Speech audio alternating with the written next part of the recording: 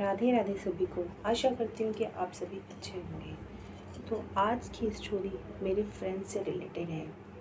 बात उन दिनों की है जब हम स्कूल में थे और हमें पापा की साइड से पुलिस के क्वार्टर्स मिले हुए थे। तो हम लोग पुलिस के क्वार्टर्स में रहते थे। लंच टाइम में हम लोग लंच करने के लिए घर चले जाया करते थे। हमें अलाउड था उस टाइम पर। तो जब भी 1st to 5th मेरा कोविड था, देन आफ्टर गर्ल्स स्कूल था। तो मेरी जितनी भी फ्रेंड्स थी, हम लोग लंच टाइम में अपने अपने घर जाया करते थे। एक बार मेरी फ्रेंड्स को पता चला कि पुलिस लाइन में बहुत सारे झूले लगे हुए हैं, क्योंकि वो एक दो बार मेरे घर गई।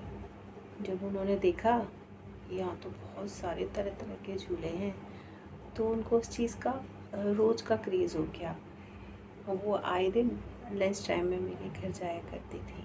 तो पुलिस लाइन में बाहर वालों का आना अलाउड नहीं था, मना करते थे। लेकिन वो मेरे साथ जाते थे तो इतना ज़्यादा कोई ध्यान नहीं देता था। 2 दिन 4 दिन धीरे धीरे उनको हैबिट होने लगी इस चीज़ की। आए दिन वो मेरे साथ लंच टाइम में घर आ जाते थे। तो ना वो खुद खाना खाते थे और ना ही मुझे खाने देती थी। चलो झूले पे झूलेंगे। बहुत बहुत सारे बहुत अच्छे झूले थे। उस चीज़ का उनको इतना ज़्यादा क्रेज़ हो गया कि वो खुद भी लंच नहीं करते थे और मुझे भी नहीं करने देते थे। पूरा टाइम झूले पे निकाल देते थे। तो जब अब बच्चों के साथ में तो भाई मुझे भी अच्छा लगता था, लेकिन उस चीज़ पे मुझे बहुत डांट पड़ती थी घर पे। क्यों? क्योंकि मैं भी नहीं लंच करती थी। मैं भी उनके साथ सारा टाइम लंच का खेलने में निकाल दिया करती थी। तो बहुत बहुत दिन हो गए। अब उन्हें ये लगा कि वो रोज़ ही आने लगे कि हम झूला झूलेंगे लंच टाइम में, वहाँ पे चलते हैं पुलिस लाइन में।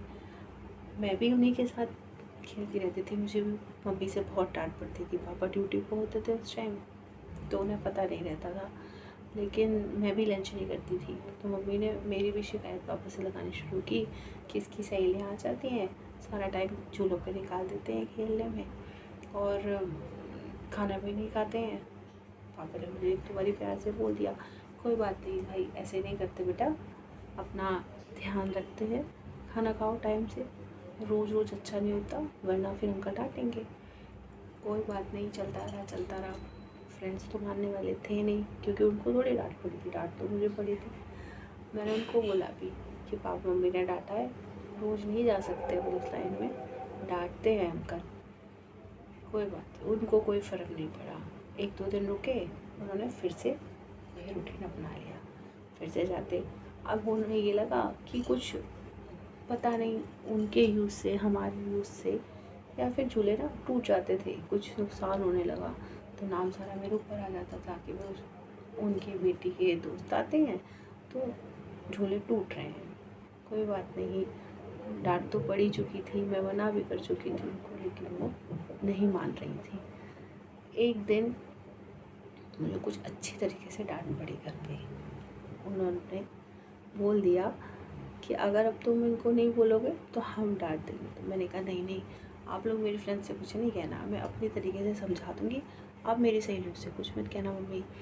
मम्मी ने कहा ठीक है, या तो खुद ही मना कर दो, नहीं तो फिर जो भी संतरी अंकल खड़े होते हैं गेट पर, वो बहुत तेज़ डांटेंगे, फिर तुम्हारी फ्रेंड्स को बुरा लग जाएगा। मैंने कहा नहीं, मैं अपने आप बोलूँगी, आप मेरे दोस्तों से कुछ नहीं कहेंगे। कोई बात नहीं, मैंने उनको बहुत समझाया।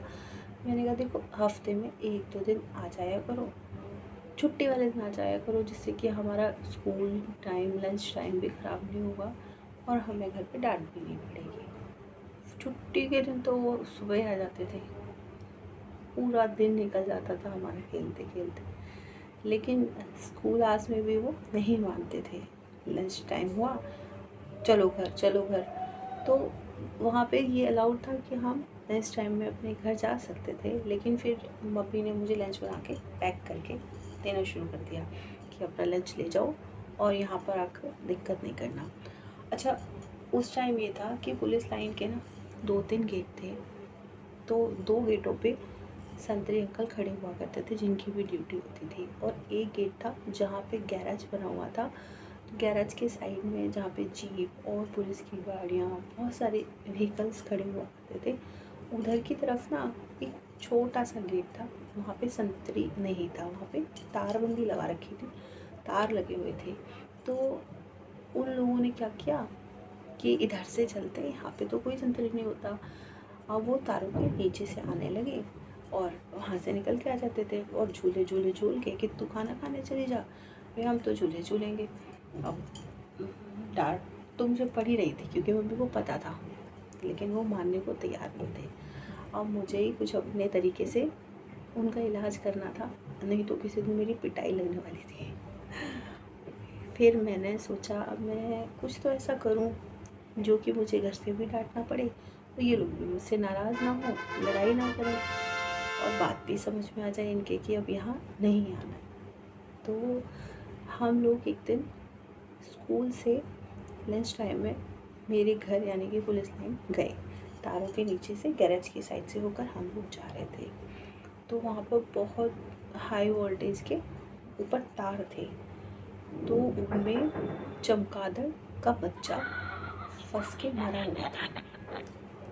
तो वो उसका फेस ना बिल्कुल आदमियों के जैसा, बच्चे के जैसा था। वो पूरा ऐसे करके था, उसका फेस नीचे की तरफ लटका हुआ था, बहुत बड़ा था, पंख उसके तारों पे अड़े हुए थे।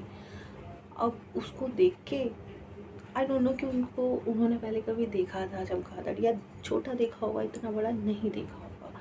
तो वो लोग उसको देख के डर गए कि ये क्या है, ये तो कोई आदमी है जिसके पंख हैं, मतलब कोई भूत है क्या है।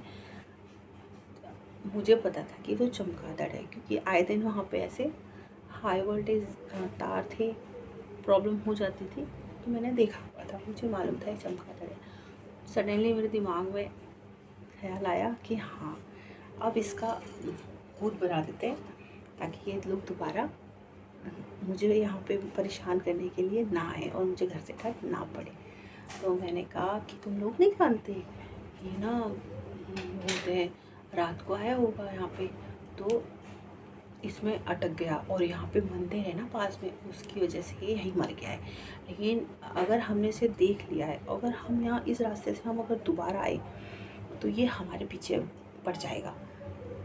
सारे लोग डर गए। हम 6-7 जने थे, मैं और मेरी फ्रेंड्स को मिलाकर। हम लोगों ने पूरा, मतलब मैंने तो उनको सुनाया, उन्होंने पूरा फील किया कि हाँ वो भूत ही है, क्योंकि उसका फेस बिल्कुल बच्चे जैसा होता है, ह्यूमन फेस जैसा लगता है। चमगादड़ का जितना बड़ा होगा आप उसके फेस को पूरा डिस्क्राइब कर सकते हो कि हाँ जी ये बिल्कुल आदमी का फेस है। जब वो पूरी तरीके से देखकर वहाँ पे डर गए उसको, मुझे लगा कि हाँ अब मेरा काम हो गया। उन्होंने कहा अब हमें क्या करना चाहिए। मैंने कहा ऐसा है, अब आप ना यहाँ से चुपचाप निकल लो, दोबारा कभी इस रास्ते से नहीं आना, क्योंकि अब उस भूत को पता है कि हम लोगों ने देख लिया है। अगर हम दोबारा कभी इधर से आए तो वो हमारे पीछे पड़ जाएगा और हमको खा जाएगा। उन्होंने कहा नहीं नहीं अब हम यहाँ दोबारा कभी नहीं आएंगे। अब मैंने कहा एक बार टर्न करो स्कूल की साइड, पीछे मुड़ के नहीं देखना। भाई हमने वो रेस लगाई, वहाँ से ऐसे ही रेस लगाई, दोबारा उस रास्ते कभी मुड़ के देखा ही नहीं। मुझे पता था कि हाँ ये क्या हुआ। मुझे हंसी भी आ रही थी, लेकिन मुझे मम्मी की डांट याद थी कि अगर आज मैंने ऐसा नहीं किया किसी दिन मेरी पिटाई लगने वाली है, क्योंकि ये इतने प्यार से मानने वाली है नहीं। हमने ऐसी रेस लगाई, हम सीधे स्कूल पे ही जाके रुके। उसके बाद मेरी फ्रेंड्स कभी भी उस रास्ते से तो नहीं आई। हाँ आते थे मगर मेन गेट से आते थे, और कभी भी स्कूल आस में नहीं आए। छुट्टी के टाइम पे हम लोग साथ में आते थे। इतना रहा, इसके बाद बस मुझे मुक्ति मिली मेरी डैड से। तो ये थी मेरी एक फ्रेंड्स के साथ की स्टोरी। आशा करती हूँ कि आपको अच्छी लगी होगी। हम मिलेंगे नेक्स्ट स्टोरी के साथ। राधे राधे सभी को।